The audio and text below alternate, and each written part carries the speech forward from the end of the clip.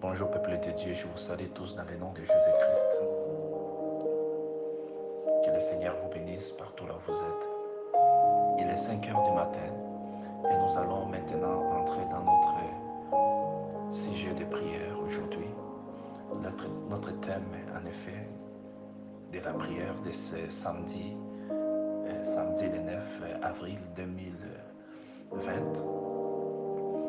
Le Seigneur va nous faire grâce de pouvoir partager une portion des Écritures.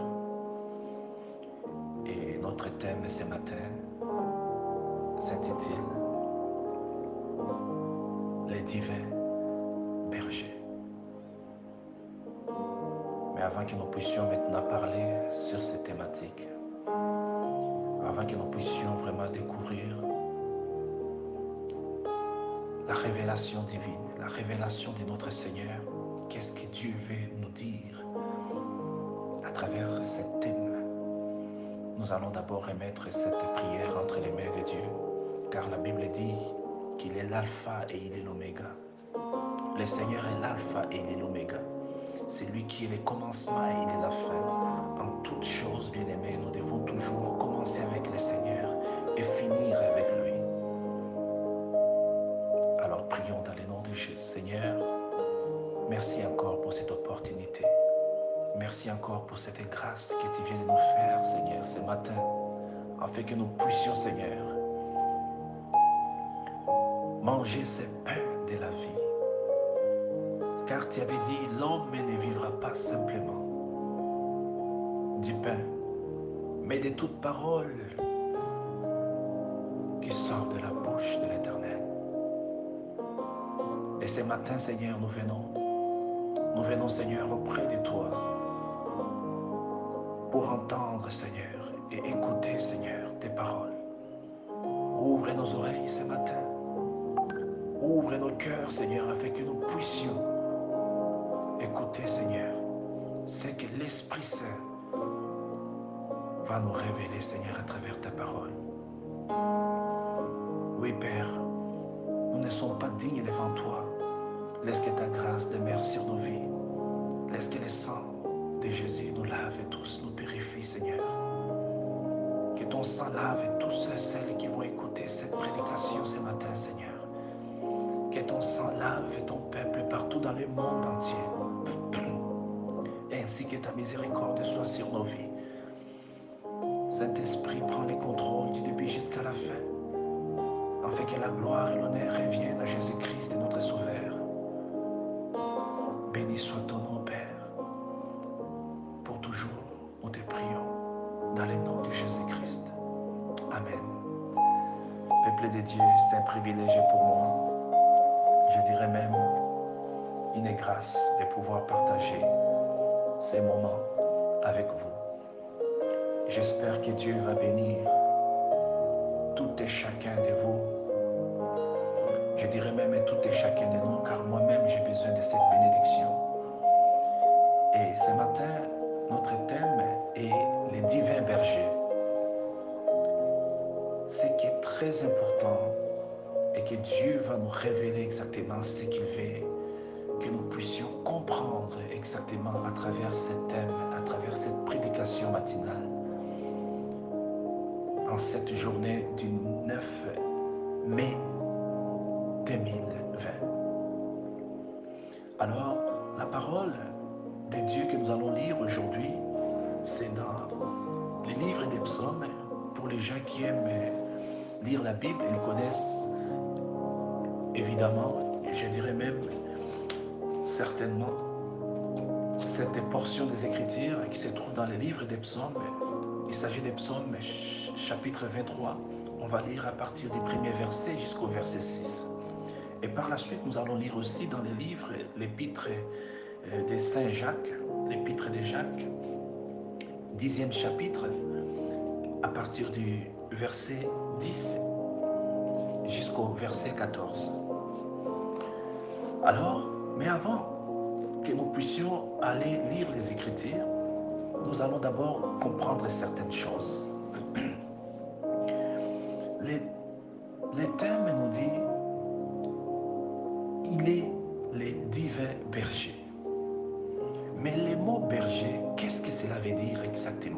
Car autrefois, je vous ai dit, bien-aimés dans le Seigneur, lorsque nous lisons la Bible, il est très important de s'arrêter. Il est très important de savourer chaque mot, de savourer chaque phrase. Car la Bible n'est pas un livre ordinaire, mais c'est la parole de Dieu. Imaginez-vous, bien-aimés, que vous preniez juste un seul instant dans votre vie et que vous vous arrêtez, que vous mettez tout de côté, tout ce que vous aimez, et vous rappelez que le Dieu qui vous a créé, c'est Dieu invisible, c'est Dieu qui t'aime, c'est Dieu qui veut que tu puisses demeurer en santé et que tu puisses un jour entrer dans les paradis, vivre avec lui, avoir cette vie éternelle. Ce Dieu-là communique avec toi à travers la Bible et que tu n'as pas souvent l'attention ou l'intention même de lire la Bible. Or, ce Dieu-là, il veut communiquer avec toi à travers sa parole. Si tu saurais un seul instant que ce Dieu-là veut vraiment communiquer avec toi à travers la parole, la Bible, que tu as accès aujourd'hui, alors que d'autres personnes n'avaient pas accès à la Bible en parlant des vieilles époques. Mais toi, tu as l'accès, mais tu négliges de prendre la Bible. Ou quand tu lis la Bible, tu la lis comme un livre ordinaire. Tu ne t'arrêtes pas pour comprendre ce que Dieu veut vraiment t'enseigner, ce que Dieu veut vraiment t'apprendre. Bien-aimé dans le Seigneur, moi, lorsque j'ai réalisé cela dans ma vie, j'ai commencé à comprendre la voix de Dieu. Et j'ai commencé à entendre la voix de Dieu. Car notre Dieu est réel, notre Dieu est vivant. Il communique avec nous tous les jours. Et ce matin, lorsque j'ai dit, Seigneur, nous allons lire la parole dans les psaumes qui dit, les bons bergers, l'Éternel est mon berger. Et je me suis arrêté premièrement par comprendre qu'est-ce que le mot berger veut dire. Sans que je les cherche bibliquement, je vais les chercher selon la définition que le monde, que les scientifiques donnent à ces mots, à ces noms. Alors, la définition dit, un berger est une personne chargée à guider et à prendre soin des troupeaux. Entre autres, à prendre soin des brebis, entre autres, à prendre soin des moutons, à prendre soin des bétails. C'est ça la définition que notre monde à nous, scientifiquement parlant, donne au mot berger. Donc un berger, c'est une personne qui est chargée à guider et à prendre soin d'un groupe d'animaux, d'un troupeau, comme les brebis, les moutons. Et il doit les conduire, il doit les conduire, il doit les guider, il doit les diriger là où il y a les prairies. Les prairies, c'est-à-dire des terrains verts, d'herbes verts si vous voulez, couverts d'herbes verts. C'est ça les bergers, selon la définition. Et j'ai compris que les bergers a toujours les outils. Et la plupart des bergers vont toujours avoir ce qu'on appelle un bâton ou bien la houlette. Une houlette ou bien un bâton pour guider leurs troupeaux, pour guider leurs brebis. Lorsque les brebis veulent sortir de la sphère ou du cercle que les bergers ne veulent pas qu'elles puissent quitter, qu'elles puissent délimiter, alors le berger va utiliser sa houlette, il va utiliser son bâton pour remettre, pour redresser la brebis ou bien les troupeaux. Alors, nous allons aussi maintenant étudier, voire comprendre quelles sont les qualités d'un bon berger. La première qualité, c'est de conduire les troupeaux.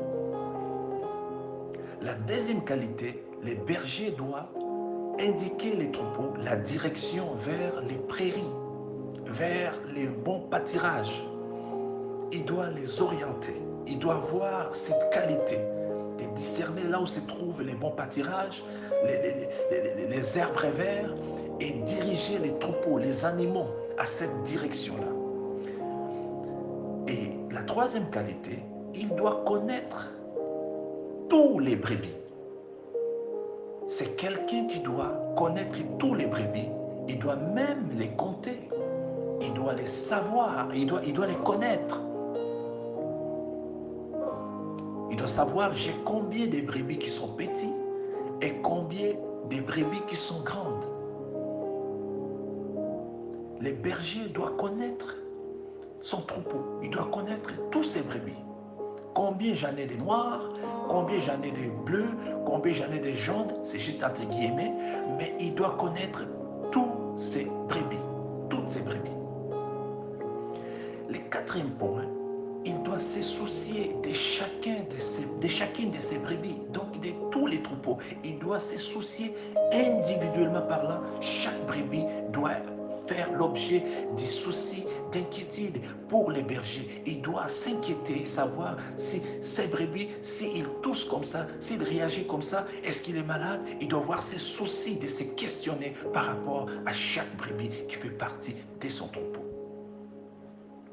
Et le cinquième point, il doit veiller et prendre soin de tous les troupeaux, de chacune de ses brebis. Le sixième point, il doit marcher devant les troupeaux. Il doit soit être au milieu des troupeaux. Quand les troupeaux se mettent en marche, les bergers, ils doivent être devant les troupeaux ou bien au milieu des troupeaux, en train de les guider. Mais tout ça, ce sont de très bonnes qualités qu'un berger doit avoir. Mais nous allons maintenant comprendre, par l'aide du Saint-Esprit, quelle est la plus grande qualité qu'un bon berger doit avoir. Nous en avons cité 6, mais nous allons chercher la meilleure qualité qu'un berger doit avoir. Mais avant que je puisse vous dire quelle est la meilleure qualité, nous allons lire une portion des Écritures qui va nous montrer quelle est réellement cette meilleure qualité qu'un berger doit avoir. La Bible nous parle dans Jean chapitre 10, versets 11 à 14. Je suis le bon berger. Le bon berger donne sa vie pour ses brebis. Mais le mercenaire, qui n'est pas le berger et à qui n'appartient pas les brebis, voit venir le loup, abandonne les brebis et prend la fuite. Et le loup les ravit et les disperse. Le mercenaire s'enfuit parce qu'il est mercenaire et qu'il ne se sent point en peine des brebis. Il ne sent pas cette douleur. Et le verset 14, qui est très important à retenir pour cette prédication, ça dit ceci: je suis le bon berger, c'est Jésus qui parle. Je connais mes brebis et elles me connaissent. Amen. Bien-aimés dans le Seigneur, la plus grande qualité que Jésus-Christ est en train de nous montrer ici et qu'un bon berger doit avoir, c'est de donner sa vie pour ses brebis. Il ne doit pas se comporter comme un mercenaire. Un bon berger, c'est celui qui peut hypothéquer, donner sa vie pour ses brebis. c'est quelqu'un qui doit considérer également la vie de ces animaux, la vie de chacune des brebis. C'est quelqu'un qui doit s'assurer qu'aucune chose ne puisse venir ôter la vie de ces animaux. Il ne peut nullement abandonner même pas une seule brebis. C'est ce que le Christ est en train de nous montrer. Que le bon berger, c'est celui devant un danger qui menace les troupeaux ou qui menace l'ensemble des animaux qui sont dans les troupeaux ou qui menace une seule brebis. Le bon berger, il est prêt dans son attitude, dans son cœur, dans son âme, dans son intelligence. Il est dès le départ prêt à donner sa vie pour que ces brebis restent sains et saufs. C'est ce que la parole prononcée par Jésus-Christ dans l'évangile de Saint Luc au 10e chapitre, à partir du 11e verset jusqu'au verset 14, est en train de nous montrer. Le deuxième point que le Christ a souligné, en disant qu'un bon berger ne doit pas se comporter comme un mercenaire. Le mercenaire, selon le Christ, c'est quelqu'un que son cœur n'est pas là pour les brebis. Lorsqu'il y a un danger qui menace les brebis, il va négliger, il va se tasser, il va se mettre en retraite, il va se protéger lui et il va négliger la vie de ses brebis, de son troupeau, de ses animaux. Parce que la vie de ces animaux ne lui apporte rien du tout. Il déconsidère la vie de ces animaux. Il déconsidère leur vie. Leur vie ne valent rien du tout devant les mercenaires. Lorsqu'il y a un danger, selon le Christ, le mercenaire, il fuit. Celui qui n'est pas un bon berger, il va fuir. Donc, selon le Christ, celui qui n'est pas un bon berger, il va se comporter comme un mercenaire lorsque le danger va arriver. Alors le Christ, il nous dit dans le 14e verset, « Je suis le bon berger. Je connais mes brebis et mes brebis me connaissent. » Bien-aimés dans le Seigneur, aujourd'hui nous n'allons pas prendre beaucoup de temps. Alors la parole déclare maintenant, la Bible déclare ceci dans le psaume 23, le psaume de David. Juste pour mettre en contexte certaines personnes, David, il s'agit de l'ancien roi d'Israël, un homme qui avait le cœur pour Dieu, un adorateur, celui qui a invoqué Dieu malgré les richesses, malgré tout ce qu'il avait, la royauté, tout ce qui l'entourait, tout ce qu'il possédait. Mais c'était un homme qui tremblait devant l'Éternel. Et David est saisi par le Saint-Esprit, saisi par la puissance du Saint-Esprit. Il va dire dans le psaume 23 en disant ceci, « L'Éternel est mon berger. » Oh Dieu merci, car Dieu vient de nous parler. Qu'est-ce que cela veut dire? On vient de comprendre la définition du mot berger. Il dit, « L'Éternel est mon berger. » Il prie avec assurance. Il dit, « Il est mon berger. Il me conduit dans les verts pâturages. Il est toujours devant moi.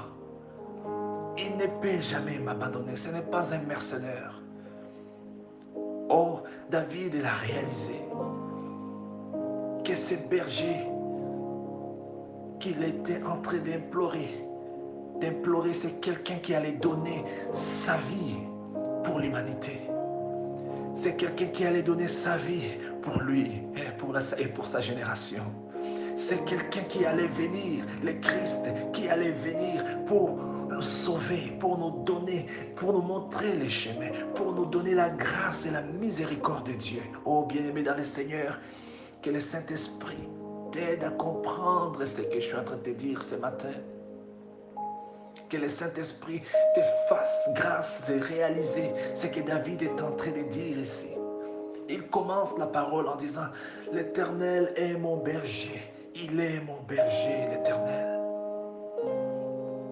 Car il était saisi par la puissance du Saint-Esprit.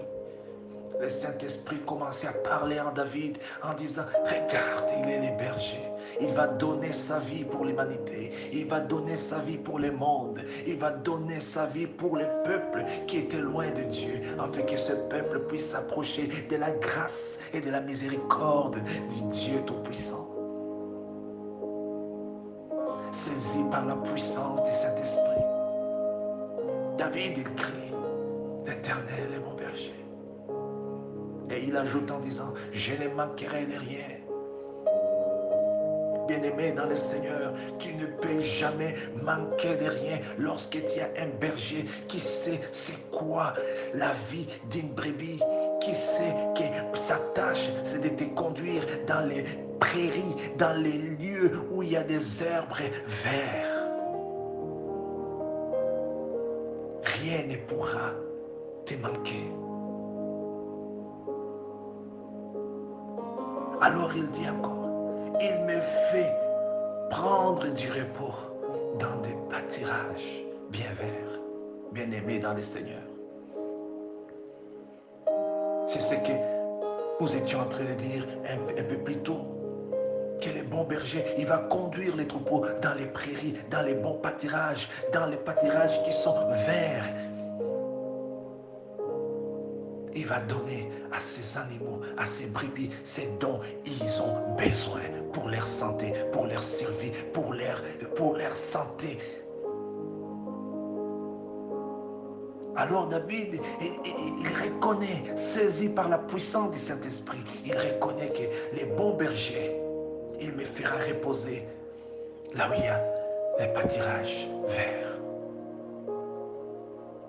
Et il dit encore, il me dirige près d'une eau paisible.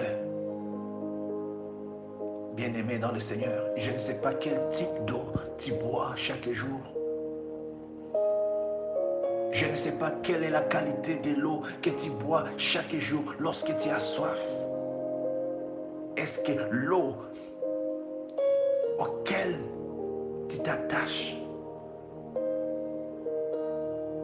peut te désaltérer, peut enlever la soif que tu as? Car David, ici dans cette prière, saisi par la puissance du Saint-Esprit, il reconnaît que les bons bergers, il va les conduire près d'une eau paisible, près des eaux paisibles, des eaux tranquilles, des eaux vives. Je ne sais pas si tu as saisi cette prière qui venait du cœur d'un adorateur de l'Éternel, touché et saisi et rempli du Saint-Esprit. Un homme qui prie avec confiance, un homme qui connaît que son Seigneur c'est un bon berger et que puisqu'il est le bon berger, il doit me conduire près des eaux paisibles, près des eaux qui vont désaltérer ma soif, qui vont mettre terme à ce qui me ronge, à ce qui m'amène à faire des choses qui ne sont pas correctes. Bien-aimé dans le Seigneur, que le Seigneur te fasse grâce, bien-aimé. Que le Seigneur nous fasse tous grâce de pouvoir réaliser que nous avons un bon berger dans notre vie. Que le bon berger a déjà donné sa vie. Et puisqu'il a donné sa vie, il va nous amener aussi dans les prairies, dans les pâturages verts. Il va nous amener près des eaux paisibles. Et le verset 3, il dit, il me redonne la force, bien-aimé dans le Seigneur. Est-ce qu'il t'est déjà arrivé dans ta vie, spirituellement parlant et physiquement parlant, d'être fatigué? Moi, oui. Cela m'arrive très souvent de me sentir triste, fatigué. Mais les bons bergers, ils nous redonnent la force. Ils nous redonnent la force. Lorsque tu marches avec les bons bergers, lorsque tu fais partie du troupeau de celui qui est les bons bergers, bien-aimé dans le Seigneur, lorsque tu es faible, attends-toi que ces bons bergers puissent te redonner de la force. Alors il poursuit en disant dans le même verset 3, il dit, « Il me conduit dans les sentiers de la justice à cause de son nom. » Les sentiers de la justice, bien-aimé. Sur quel chemin tu marches? Sur quel sentier ta vie est en train de marcher en ce moment? Est-ce le sentier de l'injustice, là où il y a les diables, les mal? Est-ce le sentier du péché? Est-ce le sentier du monde qui est à la hâte? Est-ce le sentier de la compétition, des courses? Est-ce le sentier du péché? Bien-aimé dans le Seigneur, car les bons bergers doivent te conduire sur le sentier de la justice. Mais celui qui n'est pas le bon berger, bien-aimé dans le Seigneur, il va te conduire dans les mauvais chemins. Le Seigneur t'appelle chaque jour.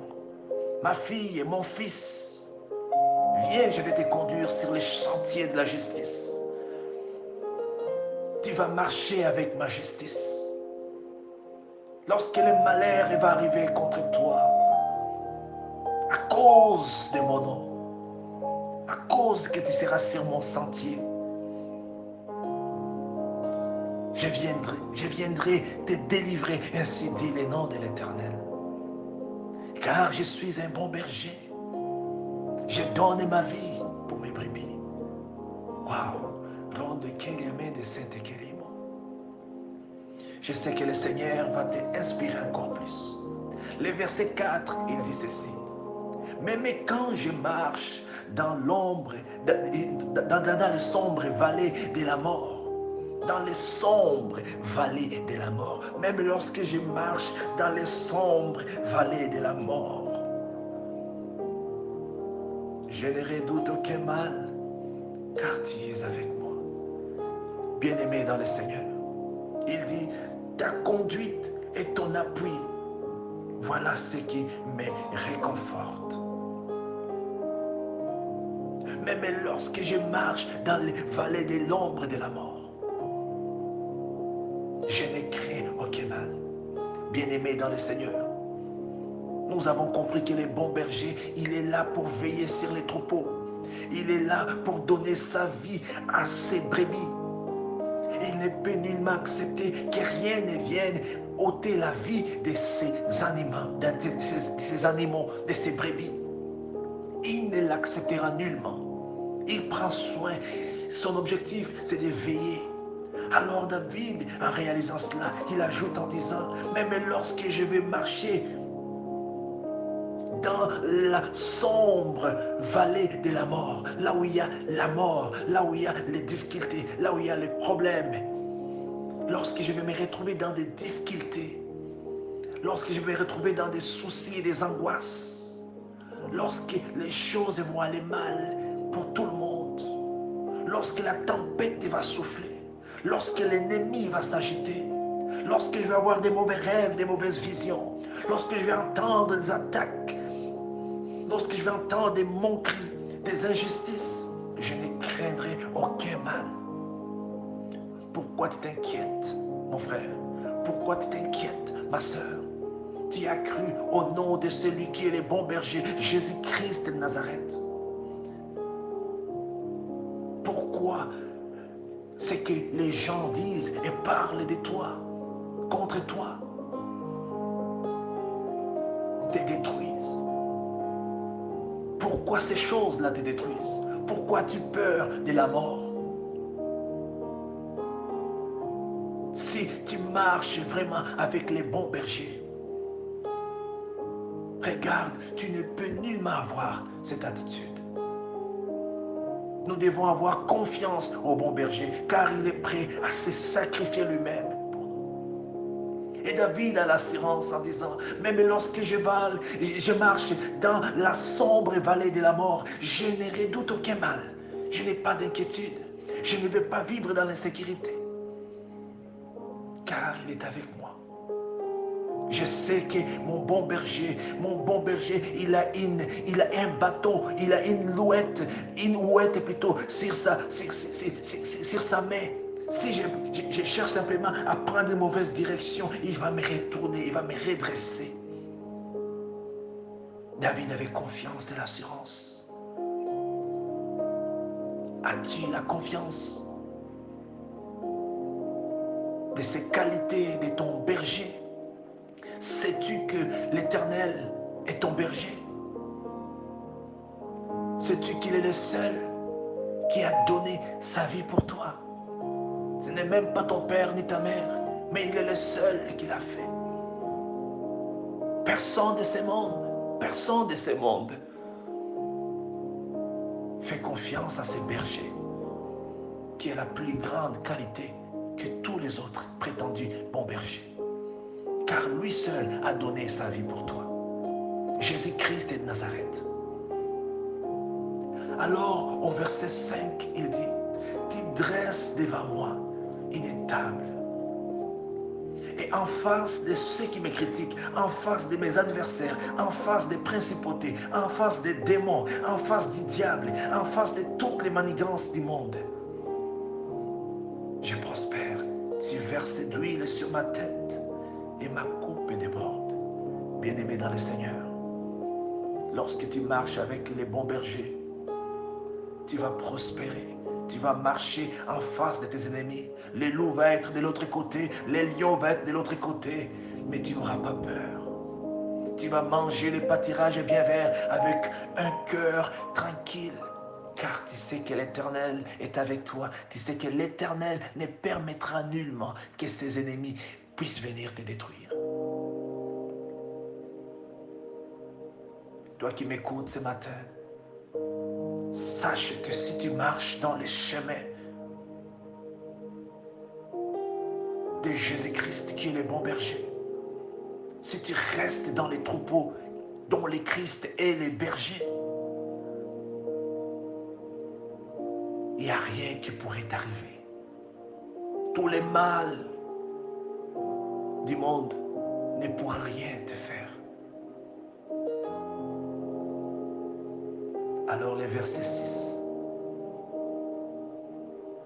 dit, « Oui, le bonheur et la grâce m'accompagneront tous les jours de ma vie, et je reviendrai dans la maison de l'Éternel jusqu'à la fin de mes jours. » Bien-aimés dans le Seigneur, c'est tous les jours que le bonheur et la grâce de notre Seigneur. C'est tous les jours que le bonheur et la grâce de notre Seigneur doivent être avec nous lorsque nous restons au pied du bon berger. Les brebis qui demeurent avec les bons bergers, c'est tous les jours qui seront rassasiés, c'est tous les jours qui seront protégés, c'est tous les jours qui vont se trouver dans les pâturages bien verts, c'est tous les jours qui vont se reposer près des eaux paisibles, c'est tous les jours qui vont avoir cette assurance et cette confiance que rien ne peut venir les détruire, que rien ne peut les atteindre, que rien ne peut les menacer. Car le bon berger, celui qui est prêt à donner sa vie, est avec eux. Bien-aimé dans le Seigneur. Et David, il dit, puisqu'il est le bon berger, puisqu'il est comme ça, puisqu'il me rassure, il me donne les eaux paisibles, il me fait reposer mon âme, il me rassure, il me conduit sur les chemins de la justice, il me délivre de toutes les injustices, les péchés, les mal, tout ce qui peut venir me détruire. À ce moment-là, je dois revenir tous les jours dans la maison de l'Éternel jusqu'à la fin de mes jours. Je dois revenir, je dois habiter, je dois rester là, là où il est, avec mon berger. Je dois revenir, je dois demeurer à ce lieu, car c'est le seul lieu où j'ai l'assurance, car c'est le seul lieu où rien ne peut m'atteindre, car c'est le seul lieu où je vais être rassasié lorsque j'ai faim, car c'est le seul lieu où je vais être désaltéré lorsque j'ai soif. Car c'est le seul lieu où la justice va être à mes côtés. car c'est le seul lieu où, lorsque l'ombre de la vallée de la mort veut m'attaquer, ou lorsque je marche à côté de l'ombre de la vallée de la mort, rien ne pourra m'arriver, car sa houlette et son bateau va me redresser dans le chemin de la justice. Bien-aimé dans le Seigneur, laisse que la puissance du Saint-Esprit te révèle encore un peu plus à travers ce que je viens de partager avec toi. Que le Saint-Esprit te touche là où tu es. Que le Saint-Esprit t'inspire. Ce matin, le Seigneur te dit ceci. Tourne tes regards vers lui chaque jour de ta vie. Souviens-toi qu'il est le bon berger et qu'il a les soucis de veiller sur toi. Il ne veut pas simplement te conduire sur le bon chemin. Il ne veut pas simplement t'indiquer la bonne direction où tu vas trouver tout ce dont tu as besoin, les pâtirages verts. Mais il te connaît en tant que brebis, en tant que personne, en tant que fille, en tant que fils. Il te connaît. Il se soucie de toi. Il veille sur toi. Et il marche devant toi chaque jour. Mais par-dessus tout cela, il est celui qui a donné sa vie pour toi. Bien-aimé dans le Seigneur, le Christ est mort à la croix de Golgotha pour nous tous. C'est lui le bon berger. C'est lui qui a donné sa vie pour nous. Ce matin, le Saint-Esprit te rappelle que le bon berger, c'est celui qui est prêt à donner sa vie pour ses brebis. Et lorsque le Christ a parlé aux Juifs dans les livres des Jean, chapitre 10, à partir du 11e verset jusqu'au verset 14, ils n'ont pas compris. Les Juifs qui étaient là, qui écoutaient la prédication, ils ne comprenaient pas qu'est-ce que le Christ, quand il a dit « Et moi je donne ma vie ». Ils n'ont pas compris. Ils n'ont pas compris qu'est-ce que le Christ voulait dire. Mais toi et moi aujourd'hui, nous comprenons maintenant et réellement que le Christ est le bon berger. Car oui, réellement, il a donné sa vie. Il dit 14, les bons bergers, je suis le bon berger. Je donne ma vie. Je donne ma vie pour mes brebis. Dans le verset 11, il dit, les bons bergers donnent sa vie. Alors lui, il dit, je suis le bon berger. Dans 14, il dit, je suis le bon berger. Dans le verset 11, il définit que le bon berger doit donner sa vie pour ses brebis. Et dans le verset 14, il affirme que c'est moi le bon berger. Je suis le bon berger, donc je vais donner ma vie. De la même manière que je vais vous dire que le bon berger doit donner sa vie pour ses brebis. Je vous dis que je suis le bon berger. Entre autres, je vous dis que je vais donner ma vie pour vous. Et Christ a donné sa vie pour nous. C'est lui le bon berger, bien-aimé. Si tu es inquiet ou inquiète dans ta vie, sache qu'il te manque quelque chose de très important. C'est de trouver le Christ qui est le bon berger, car c'est lui qui peut te donner l'assurance. Je vais m'arrêter ici car j'ai déjà pris presque 39 minutes. Mais le Seigneur nous fera grâce un jour de pouvoir prendre suffisamment le temps pour parler et discuter de la parole de Dieu. Dieu nous fera grâce. Je vous laisse là-dessus et je prie que le Seigneur puisse vous parler plus, lui qui a toutes les révélations de sa parole. Seigneur, je te remercie pour mes frères et sœurs partout dans le monde entier. Ces intercesseurs et intercesseurs, Seigneur, que tu as choisis d'avance. Souviens-toi d'eux, Père, partout. Que ta grâce demeure sur leur vie. Parle à quelqu'un, Seigneur, à travers ces messages. Que ta puissance nous remplisse. Que l'onction du Saint-Esprit nous fortifie. Délivre-nous de toutes les craintes, les peurs et tout ce qui peut venir, Papa, nous éloigner du troupeau dont tu es le bon berger. Oui, Seigneur. Tu es le seul berger qui donne sa vie pour ces brebis. Et nous voulons demeurer dans les troupeaux dont tu es le bon berger, Seigneur. Alors délivre-nous de tout ce qui n'est pas de toi. Que ta grâce demeure sur tout et chacun de nous. Seigneur, j'abandonne la réunion de ce soir entre tes mains. Tu nous as inspiré, Seigneur, de parler sur la victoire, sur la crainte. Alors parle-nous. Parle-nous, Seigneur, aujourd'hui à 20h. Car nous voulons, Seigneur, apprendre comment vaincre la peur, la crainte, Seigneur, qui trouble le monde entier aujourd'hui. Alors béni soit ton nom pour toujours. C'est dans le nom de Jésus-Christ que j'ai ainsi prié. Amen. Mes frères et sœurs, je vous aime beaucoup. Que la puissance du Saint-Esprit vous remplisse partout là où vous êtes. Et ce soir, nous allons avoir une rencontre pour les gens qui sont au Canada, aux États-Unis, les gens qui veulent se connecter avec nous en direct via l'application Zoom. Je vais envoyer les codes et vous pouvez télécharger l'application pour ceux qui viennent juste d'être ajoutés dans les groupes. L'application, c'est Zoom. Téléchargez l'application. Dès que vous avez l'application, je vais vous envoyer les mots de passe. Dès que vous avez le mot de passe, à partir de 20h ce soir, vous pouvez vous connecter avec nous pour pouvoir passer un bon moment de prière et un bon moment de partage de la parole. Et car le Seigneur veut nous apprendre sur la victoire sur la crainte. La victoire sur la crainte. Alors soyez au rendez-vous à partir de 20h et le Seigneur nous fera grâce de finir à 20h30, à 21h30, 21h30.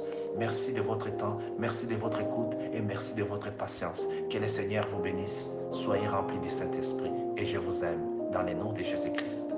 Bye bye.